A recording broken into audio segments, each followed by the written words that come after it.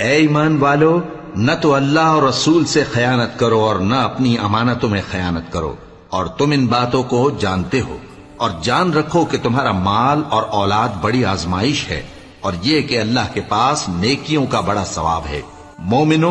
اگر تم اللہ سے ڈرو گے تو وہ تمہارے لیے حق و باطل کا فرق ظاہر کر دے گا اور تمہارے گناہ مٹا دے گا اور تمہیں بخش دے گا، اور اللہ بڑے فضل والا ہے۔ اور اس وقت کو یاد کرو جب کافر لوگ تمہارے بارے میں چال چل رہے تھے کہ تم کو قید کر دیں یا جان سے مار دیں یا وطن سے نکال دیں، تو ادھر تو وہ چال چل رہے تھے اور ادھر اللہ تدبیر کر رہا تھا، اور اللہ بہترین تدبیر کرنے والا ہے۔